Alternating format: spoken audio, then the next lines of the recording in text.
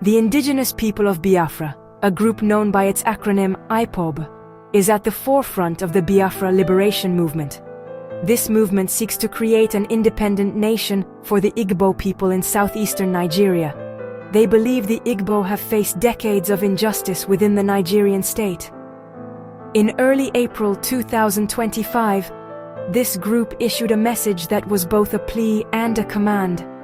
It was a final warning directed at Igbo soldiers serving in the Nigerian army. The message was clear and urgent: leave the army now. It also strongly advised Igbo youths to avoid the army's ongoing recruitment efforts. This was not a casual suggestion. It was presented as a matter of life and death. The warning was delivered with great seriousness by IPOB's spokesperson, Emma Powerful. He explained that the group felt compelled to speak out because of what they saw as a grave danger to their people. IPOB believes that the Nigerian state does not protect its Igbo soldiers. Instead, they claim the army uses them for its most dangerous assignments. The group's statement painted a grim picture. It suggested that young Igbo men who join the army are marching toward a predetermined tragic fate. This warning resonated deeply within many Igbo communities, stirring old fears and raising new questions about loyalty, identity, and survival in modern Nigeria. The core of IPOB's message was a call for self-preservation. It was a declaration that the Igbo people must look after their own, because no one else would. The group urged families to discourage their sons from enlisting. They warned that the promise of a military career was a dangerous illusion. For IPOB, the Nigerian army uniform was not a symbol of national unity or pride. Instead, it was a shroud. It was a garment that Igbo soldiers wore while being sent to their deaths in conflicts that were not their own. The warning aimed to sever the ties between Igbo youths and the Nigerian military institution. This final warning was a culmination of years of growing tension and mistrust. IPOB has long argued that the Nigerian system is set up to disadvantage the Igbo people. They point to economic marginalization, political exclusion, and security threats as evidence. The warning to soldiers was the latest chapter in this long and painful story. It was a direct challenge to the authority of the Nigerian state. It asked Igbo people a fundamental question: should they serve a country that, according to IPOB, sees them as expendable? The group's answer was a resounding no, a sentiment that echoed through villages and cities across Igboland. IPOB's warning was not based on abstract fears. It was built on specific and serious allegations. The group claims that Igbo soldiers are deliberately sent to the most violent front lines. They are deployed in large numbers to the northern regions of Nigeria to fight heavily armed terrorists like Boko Haram. IPOB alleges that this is not a coincidence. They believe it is a calculated strategy to reduce the number of Igbo men of fighting age. The group reports that many Igbo soldiers who enlisted since 2020 are now either dead, missing in action, or imprisoned.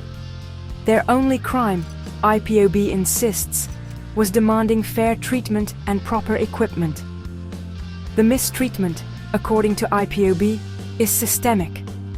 The group points to viral videos that have circulated online. In these videos, soldiers are seen complaining bitterly about their conditions. They speak of not having enough food or clean water. They describe a lack of basic medical supplies to treat their injuries. They lament being sent into battle with inadequate weapons against a well-armed enemy.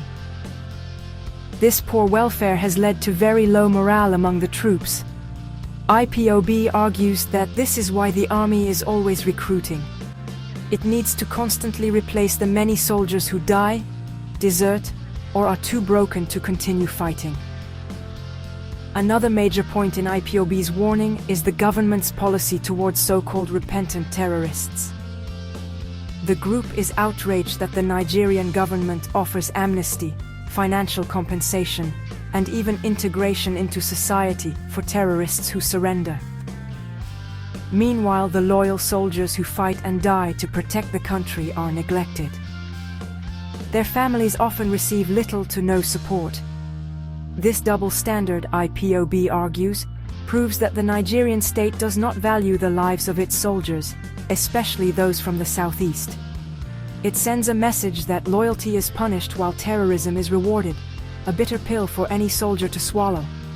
Furthermore, IPOB has linked the current army recruitment to a wider geopolitical conflict. They allege that Western powers and the Economic Community of West African States, or ECOWAS, are planning a proxy war against the new alliance of Sahel states. IPOB warns that new Igbo recruits will be used as cannon fodder in this foreign conflict. They will be sacrificed not for the defense of Nigeria, but for the strategic interests of other nations.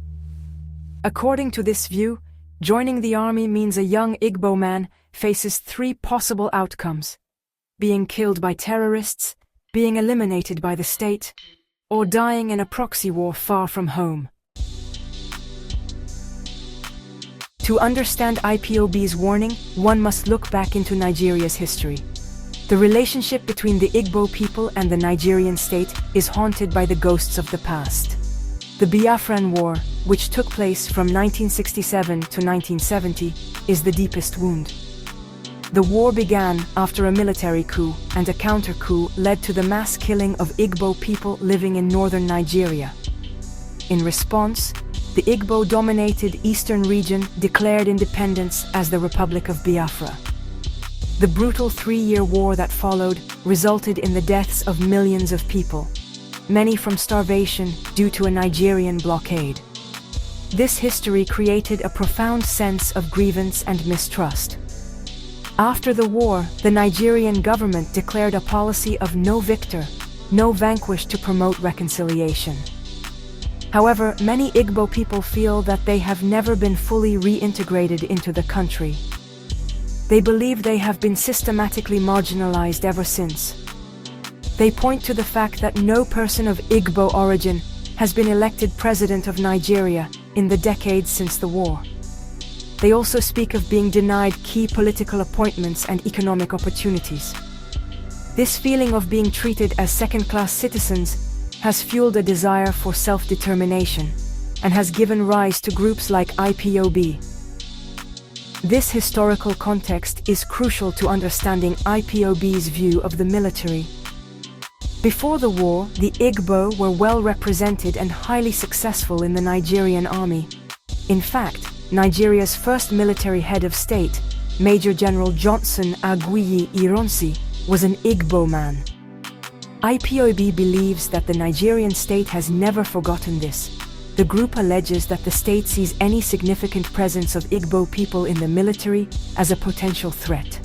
Therefore, they claim, there is an unwritten policy to keep their numbers down and to eliminate those who rise through the ranks, ensuring they can never again hold significant power. The arrest and long detention of Nnamdi Kanu, the leader of IPOB, has only deepened this mistrust. His followers see him as a freedom fighter who is being unjustly punished for speaking out on behalf of his people. The government, on the other hand, views him as a terrorist who threatens the unity of the nation. This standoff has intensified the situation. For IPOB and its supporters, the Nigerian state is not a protector, but an oppressor. The warning to Igbo soldiers is a direct result of this belief. It is a reflection of a history where the promise of one Nigeria has, for many Igbo, remained painfully unfulfilled. In its final warning, IPOB did not just tell Igbo youths what to avoid. It also offered them an alternative path. The group's message was simple and clear. Do not go to the army barracks. Instead, go back to your villages. Go back to the land. IPOB is urging a return to agriculture as a more honorable and productive way of life. They believe that farming can provide food security and economic independence for the Igbo people. This call is about more than just planting crops. It is a call to rebuild the foundations of the Igbo community from the ground up, far from the influence of the Nigerian state. This advice is a direct rejection of the Nigerian military as a path to a better future. For many young men in Nigeria, joining the army can seem like a good option. It offers a steady salary and the chance for a career, especially in a country with high unemployment. However, IPOB argues that this is a deadly trap for Igbo youths. They warn that any young man who ignores their advice and joins the army will, if he survives, return home in disgrace. He will come back with nothing, no compensation for his sacrifice, no benefits for his service, and likely with deep physical and psychological scars. The call to farming is also a political statement. It is a strategy for building a self-sufficient Biafran nation. IPOB believes that by controlling their own food supply, the Igbo people can reduce their dependence on the rest of Nigeria. They see agriculture as a way to create a strong local economy that benefits the community directly. This vision is rooted in a desire for self-reliance. It suggests that true strength does not come from military power within the Nigerian system, but from cultivating one's own land and feeding one's own people. It is a peaceful but powerful form of resistance. Ultimately, IPOB's message is a somber one. It reflects a deep-seated belief that the future of Igbo youths is not safe within the structures of the Nigerian state. The warning to shun the army and embrace farming is a radical proposal. It asks young people to turn away from the modern world's promises of military careers and instead find their purpose in the ancient work of tilling the soil. It is a call born from a history of pain and a profound fear for the future. It highlights the deep divisions that continue to challenge the unity of Nigeria today, on this day, October 1st, 2020. All right, this issue of the Biafran Liberation Army warning, our Igbo brothers who are in the zoo military is not something that we've heard today for the first time. It's actually an issue that has been ongoing for a very long time. And the reality is that if we want to be sincere with ourselves, not this whole maramarani who bumpity, because the truth is that most of our Igbo brothers, are joining the military because as a result of the fact that they are just trying to belong to this country that have rejected them. You see, this mentality of one Nigeria has actually destroyed most of our Igbo brothers, and that is why you see most of them, rebelling against the cause of the Biafran freedom today. Most of them who are rebelling against the cause of the Biafran freedom today are doing it because of this mentality of one Nigeria. Today is independence. Now there is a declaration in Biafran land that nobody should celebrate independence. And if you look at it, what are you celebrating the zoo at 65 for? What are you celebrating the zoo at 65 for? That is the big question. At 65, it's as if the country, zoo, is going backwards. Go and check the past government, the past administration. Compare it to this, present administration and tell me what anything new that you've been able to see. Oh, this is 65 years of the zoo. They were able to achieve so thing. No, nothing. There is nothing to show for it. Is that the kind of country you believe we go far? Is that the kind of country you want to build for your children? Look at this young lady that was actually unalive. by the so-called bandits. That TVC news analyst, the Igbo lady that was unalive by bandits in Abuja, she is one out of many that Nigeria has happened to. That it has not come to you, that it hasn't happened to you, doesn't mean it is not happening to others. At 65, there is nothing to show. The only thing that the zoo have successfully achieved so far is the continuous annihilation and massacre and genocide of innocent Biafrans and the Christian. This is one thing that they can come out and say, yes, we have successfully been doing. Thank God for the for the international communities who are beginning to look into the matter of the genocide and the massacre happening in the Zoological Republic of Animal Kingdom, Nigeria, to Christians. At least they have been exposed by international communities. A country that has that has embraced terrorism to the highest order. They've embraced terrorism to the highest. Is it the country that we should be celebrating? The same zoo army that has contributed to the highest level of massacre and genocide, buying of innocent Biafrans here and there, unaliving of innocent Nigerians also. Is that the people that you will be proud to say, I want to join to protect our land? I will keep on saying this, if not for the creation of the Eastern Security Network, that has been changed currently to the Biafran Liberation Army, who are defending our territory.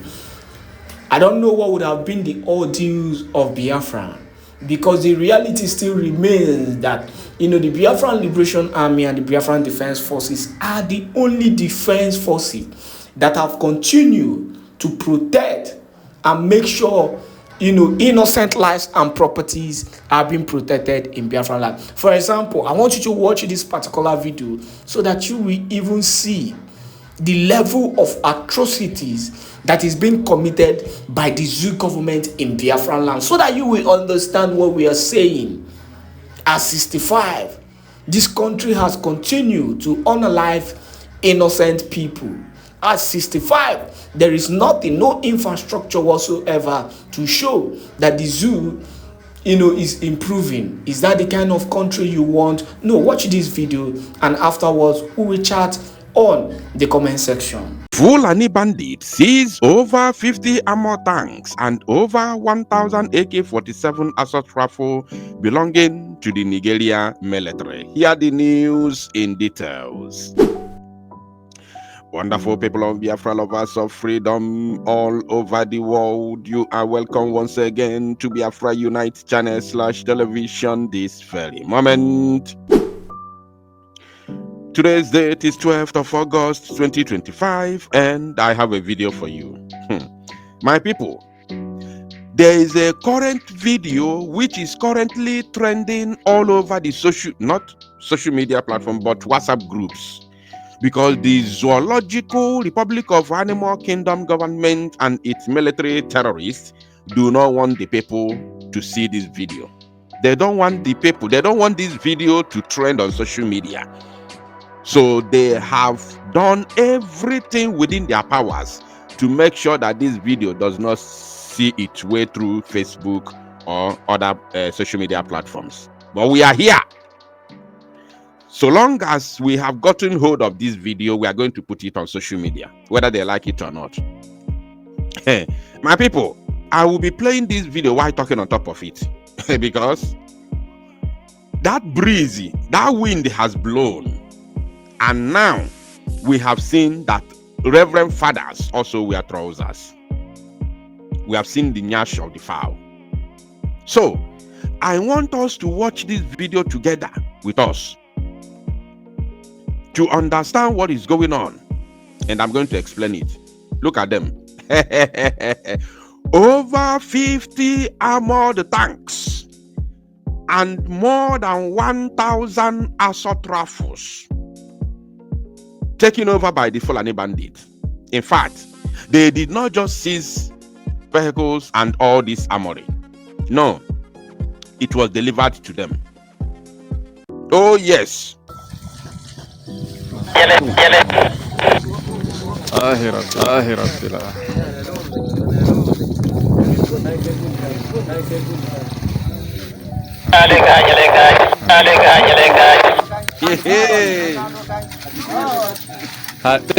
Dengar dah, dengar dah, woi getat, woi getat, tum dekat je na, tum dekat je na. It has I want the word. Zulkarnain. Ya mat. Zulkarnain. They play Ya mat. Fulani terrorists. Oh, Akbar. Fulani terrorists in possession of all these. And nobody should tell me, forget about the title.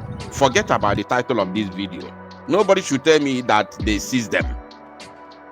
That Fulani terrorists seized all these armored tanks on your screen. Nobody should tell me that. I want to believe that these armories, these tanks, were all delivered to Fulani terrorists. This is what I want to believe. Until Nigeria military come and clear the air with their lies and deceit. They must come and lie to the Zoological Republic of Animal Kingdom citizens once again and the world at large. They must come and lie as usual. I'm waiting for them. So nobody should tell me they seized them. How did they seize it? Have they been seizing them one after the other, one by one for the past 3 years and decided to showcase all of them together today? Is that what really happened? I want to say that the answer is no. They were, if you look at them, let us analyze it briefly. If you look at the vehicles, you will see that they are all standard. They are all standard and in one shape, the same kind of vehicle, all of them, one type, the same kind of tank. You understand? The same kind of machine guns, all of them. That is to show you no be Galona company. Go to give me this one, give me this one. I want this, I want this, I want that. And they all came down together to Nigeria and it was delivered to these terrorists in the forest. This is what I want you to understand. They were not being taken one by one. No, they were all delivered to them at the same time. And what for? The reason why these tanks, these armories, were delivered to the bandits, to Fulani terrorists, is simply to use it to conquer Nigeria. There is nothing more. Don't believe any other thing they want to come out and tell you. It is strictly for the conquest of the Zoological Republic of Animal Kingdom, Nigeria. I'm assuring you, I'm letting you know this is reality. Anybody who says something else contrary to this, you're on your own. Look at them. These are chabe, chara. I wrote they say all these vehicles, I wrote the chafama, they are very, very clean, as in fana choco. Watch, you see how the group of people not in possession of this armory. Watch, Yanofa. Look at them. Just watch them. I want you to take a look at them. Look at the group of people. Look at the ragtag janjaweed. Look at the only the timidity, the way they look like like touts. That there is a problem. They are going to use this armory, these tanks that have been delivered to them to overrun Nigeria, as in the Zoological Republic of Animal Kingdom, Nigeria, is in trouble. I'm telling you. They have been able to ransack the entire north. Now, with these machines in their possession, now, can you imagine what they can do with it? The north, oh no, you are in trouble. The north is in trouble. What you have seen over the years, since 2011, 009, 2010, 11 till today, is just a tip of an iceberg. It's just a tip of an iceberg. In fact, they are just beginning. By the time they will unleash this mayhem that is coming, by the time they will unleash these armories that you are seeing on your screen, I want to assure you that it's going to be a big trouble in the north. The north is in trouble. This is the reason why. This is the reason why we say we want Biafra. Because we have already seen it. We have seen where the zoo is heading to, and we said no, we cannot follow the zoo into that oblivion that is heading. And I want to use this medium to tell every tribe in the zoo, everybody in the Zoological Republic of Animal Kingdom, Nigeria, must work for the total disintegration of the Zoological Republic of Animal Kingdom, Nigeria. Minus that, we are all in trouble. The Fulani has sworn that they are going to stop at nothing until they achieve their dream, until they achieve the plan of Osman Danfodio. It is a promise. It is not a threat, because they are doing it. We all are seeing it. So they are real. These things are reality. These things are not drama. This is not Nollywood. I want people to understand that the more the zoo stays, the more the Zoological Republic of Animal Kingdom, Nigeria stays, the more it lasts, the more the death toll rises to the climax in the Zoological Republic of Animal Kingdom, Nigeria. It's not going to stop. There is no government that will stop it. Not even P2B. Nobody can stop it, because you cannot go against those who believe that the power lies in their hands. And they have 100% backing from the United Kingdom. Are you paying attention? And do you know why they have this 100% backing from United Kingdom? Because UK, Britain, is using them to continue their neo-colonization in Nigeria, or should I say in Africa at large. United Kingdom and France are using these people. They are just like a willing tool to the West. They are using them to accomplish their mission, which is to continue the neo-colonialism in Africa. So it's not stopping anytime soon. I'm telling you, it ain't stopping anytime soon. The only solution is to your tent, O Israel. Everybody must go their separate ways in order for you to secure your land, in order for you to be able to maximize your potentials, in order for you to be able to, utilize your resources to secure your nation.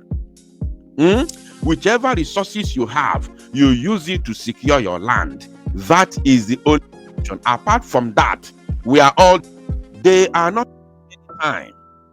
Not today, not tomorrow. They are still re-equipping themselves. You can see on your screen. And Nigeria government is helping them. Because if the government is not involved, which road? I want to know which road all this marching passed through. Now we want to know which road. All these armories, all these vehicles, which road did they pass before they got to this place? And were there no securities along those roads? We want to know. By the time they will give us answer, that plan in the secret will be made open. I want everybody to begin to ask them questions. All Nigerians must ask the Nigerian government important questions. Get those, or which road did they pass before these tanks got to this camp of the Fulani terrorists in the north? Thank you, my people. Tosalo Nomozia, and make it go viral.